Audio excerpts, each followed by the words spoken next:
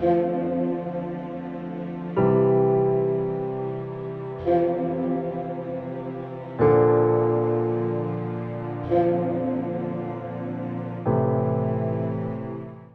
مقدس میں سے ہمارے لیے آج کی تلاوت یوحنا رسول کا پہلا خط، اس کا دوسرا باب 22ویں سے 28ویں آیت تک۔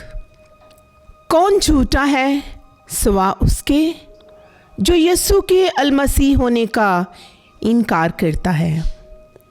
جو باپ اور بیٹے کا انکار کرتا ہے وہی مسیح کا مخالف ہے۔ جو کوئی بیٹے کا انکار کرتا ہے وہ باپ کے ساتھ شرکت نہیں رکھتا۔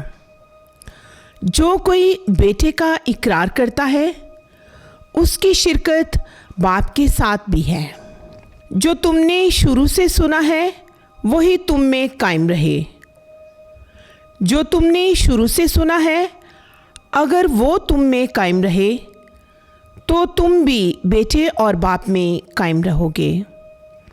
اور جو وعدہ اس نے ہم سے کیا ہے وہ یہی ہے، یعنی ہمیشہ کی زندگی۔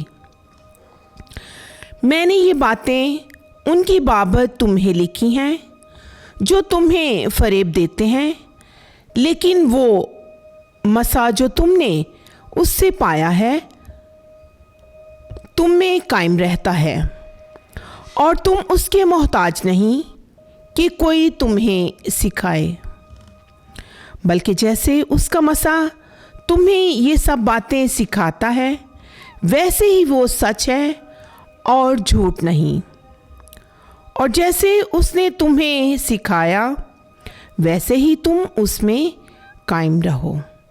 اب اے بچوں، تم اس میں قائم رہو تاکہ جب وہ ظاہر ہو تو ہم خاطر جمع رکھیں اور اس کے آتے وقت اس کے آگے شرمندہ نہ ہو۔